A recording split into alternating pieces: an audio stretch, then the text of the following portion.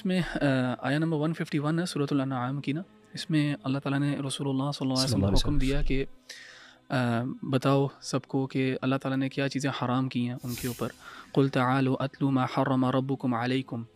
اس میں سب سے پہلی چیز جس کا ذکر ہے وہ ہے اللہ تعبدوا نہیں بلکہ اللہ تشرکوا بہ شیئا، کہ اللہ سبحانہ و تعالیٰ کے علاوہ کسی یعنی اللہ تعالیٰ کے ساتھ کسی کو شریک نہ ٹھہراؤ، یعنی شرک نہ کرو، کیونکہ شرک جو ہے سب سے بڑا گناہ ہے دین اسلام میں. اور اللہ سبحانہ و تعالیٰ نے کہا کہ جو اس پہ مر جائے گا، اس دنیا سے چلا جائے گا، تو اللہ تعالیٰ اس کو معاف نہیں کریں گے.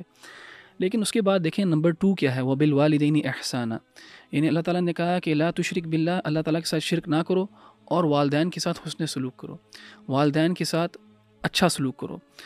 اور دیکھیں اس میں قرآن میں بہت جگہوں پہ وَقَضَىٰ رَبُّكَ أَلَّا تَعْبُدُوا إِلَّا إِيَّاهُ وَبِالْوَالِدَيْنِ إِحْسَانًا وَاعْبُدُوا اللَّهَ وَلَا تُشْرِكُوا بِهِ شَيْئًا وَبِالْوَالِدَيْنِ إِحْسَانًا، یعنی جہاں پہ اللہ تعالیٰ نے شرک کو برا جانا ہے اور منع کیا مسلمانوں کو شرک کرنے سے، وہیں پہ اللہ تعالیٰ نے حکم دیا ہے کہ والدین کے ساتھ حسن سلوک کریں. اس سے آپ کو پتہ لگتا ہے کہ اسلام جو ہے بر الوالدین کو کتنی زیادہ امپورٹنس دیتا ہے، یہاں تک کہ ہمارے والدین ہی وہ ریزن ہیں، وہ ذریعہ ہے، وہ سبب ہے جس کے عوض اللہ تعالیٰ نے ہمیں زندگی دی ہے. زندگی اللہ تعالیٰ نے ہمیں دی ہے لیکن ہمارے والدین کو ذریعہ بنایا ہے. اسی طرح اللہ تعالیٰ ہماری حفاظت کرتا ہے لیکن ہمارے والدین کو ذریعہ بنایا ہماری حفاظت کا. اللہ تعالیٰ ہمیں رزق دیتا ہے، رزق بھی رازق بھی اللہ تعالیٰ ہی ہے، لیکن والدین کو سبب بنایا ہے. تو یعنی والدین جو ہیں وہ ایک لحاظ سے کی ہیں ادھر، اور اللہ تعالیٰ چاہتا ہے کہ مسلمان جو ہیں، انسان جو ہیں، وہ اپنے والدین کا شکر گزار بنیں اور بلکہ احسان کریں. احسان سے مراد یہ ہے کہ نہ صرف اچھا سلوک کریں لیکن اوور اینڈ ابو جائیں نیکی میں، بہتری میں کے ساتھ. بالکل بر بھی اسی لیے استعمال کیا. تو دیکھیں، اور جو انسان اپنے والدین کے ساتھ حسن سلوک نہیں کر سکتا نا، وہ پھر کسی کے ساتھ نہیں کر سکتا. آپ کسی اس سے ایکسپیکٹ نہیں کر سکتے وہ کسی کے ساتھ اچھا ہوگا، کیونکہ دیکھیں والدین ایسے ہوتے ہیں کہ وہ انسان کے لیے خیر ہی خیر چاہتے ہیں. واللہ آپ کو کوئی بھی اس پوری دنیا میں کوئی بھی آپ کو اتنا سنسیئر نہیں ملے گا جتنا آپ کے والدین آپ کے ساتھ سنسیئر ہیں. They are the most sincere for you, ہر معاملے کے اندر انکنڈیشنل لو ہے ان کا. اور دیکھیں ہم نے تو دیکھا ہے، آپ لوگوں کے پاس بھی اس طرح کے واقعات ضرور ہوں گے کہ جن لوگوں نے جو لوگ اپنے والدین کی اذیت کا سبب بنے ہیں اور ان کی نافرمانی کی ہے انہوں نے، اور ایک لحاظ سے ان کے ساتھ برا سلوک کیا، تو اللہ تعالیٰ نے اس دنیا میں ان کو اس کا جو ہے نا بدلہ دیا. اس دنیا میں اللہ تعالیٰ نے سزا دی، اس دنیا میں لوگوں کو دکھا دیا، اور ان کی بھی اولاد اسی طرح پہ ان کے ساتھ کرتی ہے. تو اس طرح کی بہت زیادہ مثالیں ہیں. اور دیکھیں والدین جب تک وہ زندہ ہیں وہ ایک خیر کا دروازہ ہے ہمارے لیے، اور وہ خیر کا دروازہ کھلا ہوا ہے. یعنی وہ دعا کرتے ہیں اپنی اولاد کے لیے، اور مقبول دعاؤں میں سے ہے والدین کی دعا اپنی اولاد کے لیے. اسی طرح میں پڑھ رہا تھا ایک حدیث صحیح مسلم میں ہے، وہاں پہ رسول اللہ صلی اللہ علیہ وسلم، ابو ہریرہ بتاتے ہیں ہمیں کہ رسول اللہ صلی اللہ علیہ وسلم نے کہا رغم انف ثم رغم انف ثم رغم انف، برباد ہو گیا، تباہ ہو گیا، ڈسگریسڈ ہے وہ. رغم انف کا یعنی لٹرل میننگ یہ ہے کہ اس کی ناک رگڑی گئی مٹی میں، یعنی ہی ہیز بن ڈسگریسڈ، یعنی وہ بالکل تباہ برباد ہو گیا. صحابہ نے پوچھا قیل من، پوچھا گیا کون، کس کے بارے میں رسول اللہ صلی اللہ علیہ وسلم آپ بات کر رہے ہیں؟ تو رسول اللہ صلی اللہ علیہ وسلم نے کہا من ادرک ابویہ عند الکبر، کہ جس نے بھی اپنے ماں باپ کو، والدین کو پایا بڑھاپے کی عمر میں، احدہما او کلیہما، ایک کو یا دونوں کو، فلم يدخل الجنہ، اور وہ جنت میں داخل نہ ہو سکا.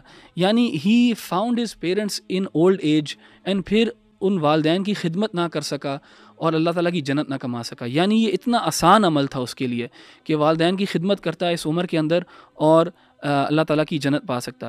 دیکھیں ہمارے بھی ہاں بھی نا نوجوان بھی، ٹین ایجرز اسپیشلی، ان کا بڑا لو تھریش ہولڈ ہوتا ہے آف پیشنس والدین کے ساتھ.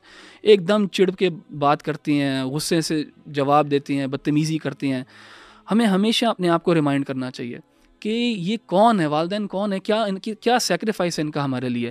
آپ اگر سوچیں، خود بیٹھ کے کبھی انسان سوچے کہ والدین بوتھ مدرز اینڈ فادرز کتنا سیکریفائس کرتے ہیں اپنی اولاد کے لیے. اور یہ جب آپ کی خود اولاد ہوتی ہے نا، تب آپ کو صحیح میں ریئلائز ہوتا ہے کہ دونوں بوتھ پیرنٹس جو ہیں کتنا اپنی اولاد کے لیے سیکریفائس کرتے ہیں. تو ہمیں نا ہمیشہ یہ بچوں کو، خاص طور پہ ٹین ایجرز جو ہیں، ان کو ہمیشہ یہ یاد رکھنا چاہیے کہ نہ صرف اللہ سبحانہ و تعالیٰ نے اتنا اونچا مقام دیا والدین کو، لیکن just think about what they have done for you.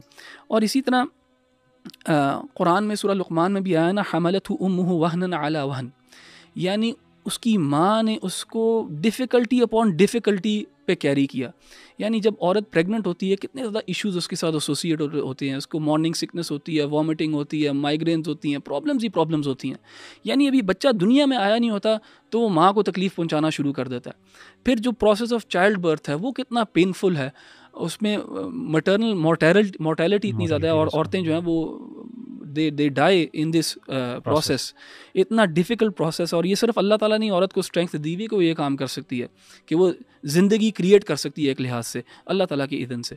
تو والدین میں سے والدہ جو ہے اس کا مقام جو ہے وہ 3 گنا زیادہ ہے as oppose to the father. اور یہ رسول اللہ صلی اللہ علیہ وسلم کی ایک ایکسپریس حدیث ہے. اس کی وجہ بھی یہی ہے کہ ابھی بچہ دنیا میں آیا نہیں ہوتا, اس نے ابھی سانس لیا نہیں ہوتا, تو والدہ جو ہے اس کی ایک لحاظ سے تکلیفیں اٹھا رہی ہوتی ہے. اس کے بعد جب پیدائش کے بعد اس کو بریسٹ فیڈ کرنا ہوتا ہے, وہ ایک پینفل پروسیس ہوتا ہے, اور ٹوٹل ڈیڈیکیشن ہے, 100% ڈیڈیکیشن ہے, فل ٹائم جاب ہے ایک عورت کے لیے اپنی جو ہے نا اولاد کی پرورش جو ہے. اور اس کے اندر دیکھیں عورت جو ہے وہ ایک لحاظ سے اپنے فزیکل سیلف کو بھی سیکریفائز کرتی ہے, وہ اپنے فگر کو خراب کرتی ہے, اس کے پیٹ کے اوپر اسٹریچ مارکس آتے ہیں, اور آپ کو پتہ ہے عورت سینسٹیو ہوتی ہے اپنے امیج کے بارے میں, اپنے فزیکل اپیرنس کے بارے میں, سب چیزیں, سب یہ قربانی کس کے لیے کرتی ہے؟ اپنی اولاد کے لیے. اور یہی اولاد ہے جو پہ سینہ تان کے بات کرتی ہے, یہی ہے جو آگے سے بدتمیزی کرتے ہیں. اور ٹھیک ہے سب سے غلطی ہو جاتی ہے, ہم سب we have all been in these places, لیکن ہمیشہ اپنے آپ کو ریمائنڈ کرائیں کہ اللہ تعالیٰ نے کیا مقام رکھا ہے والدین کا, اور اللہ سبحانہ و تعالیٰ نے شرک کے بعد حکم دیا ہے کہ والدین کے ساتھ حسن سلوک کرو. اسی آیت میں پھر آگے آتا ہے وَلَا تَقْتُلُوا أَوْلَادَكُمْ مِنْ إِمْلَاقٍ, کہ اپنی اولاد کو قتل نہ کرو آؤٹ آف پاورٹی, نَحْنُ نَرْزُقُكُمْ وَإِيَّاهُمْ, ہم تمہیں بھی رزق دیں گے اور ان کو بھی رزق دیں گے.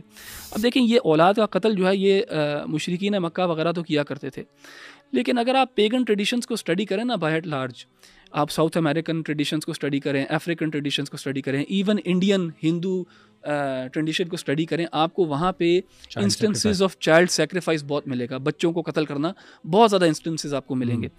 تو یہ شرک جو ہے وہ انسان سے یہ کرواتا ہے بچوں کا قتل. جو بچے سب سے انوسنٹ چیز ہے, سب سے انوسنٹ لائف ہے اللہ تعالیٰ کی زمین کے اوپر, اس کا قتل جو ہے سب سے بڑا گناہ ہے ایک لحاظ سے شرک کے بعد.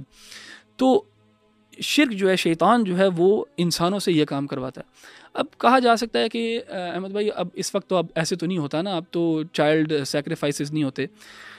ایک لحاظ سے آپ آرگیو کر سکتے ہیں نہیں ہو سکتے, لیکن ایک لحاظ سے آرگیو کیا جا سکتا ہے کہ ابھی بھی ہوتے ہیں, لیکن اس کی نوعیت تھوڑی چینج ہو گئی ہے.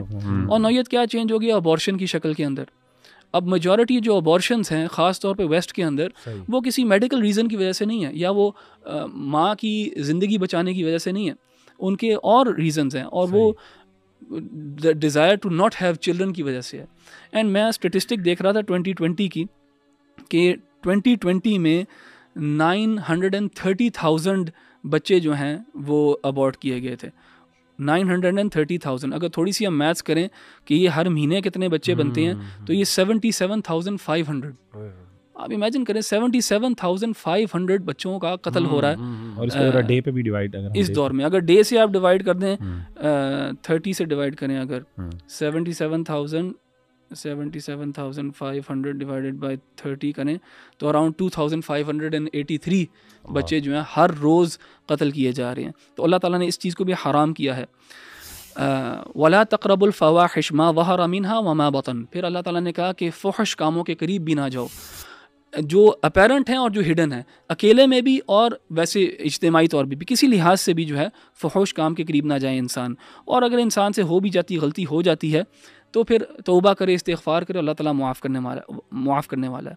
وَلَا تَقْتُلُوا النَّفْسَ الَّتِي حَرَّمَ اللَّهُ إِلَّا بِالْحَقِّ. اور نہ ہی کسی نفس کو قتل کیا جائے, یعنی مرڈر جو ہے وہ نہیں کیا کرنا, سوائے اس کے کہ اگر وہ ڈیو پروسیس کے تھرو قانون کے تحت اگر ہو رہا ہے تو قصاص کے اندر ہو رہا ہے. اس کے علاوہ جو ہے اللہ تعالیٰ نے اس کو حرام ٹھہرایا ہے. ذَلِكُمْ وَصَّاكُمْ بِهِ لَعَلَّكُمْ تَعْقِلُونَ. اور یہ اللہ تعالیٰ کی وصیت ہے, یہ اللہ تعالیٰ کا کمانڈ ہے, یہ اللہ تعالیٰ کا حکم ہے, تاکہ انسان جو ہے وہ ایک بیسکلی ایک پیسفل کو ایگزسٹنس کے ساتھ رہ سکیں. یہ سب چیزیں جو اللہ تعالیٰ نے ہمارے اوپر حرام کی ہیں, یہ ہماری بہتری کے لیے کی ہیں. کوئی بھی ایسی چیز نہیں ہے شریعت کے اندر جو اللہ تعالیٰ نے حرام کی ہو اور اس میں ہمارے لیے خیر ہو. بالکل صحیح.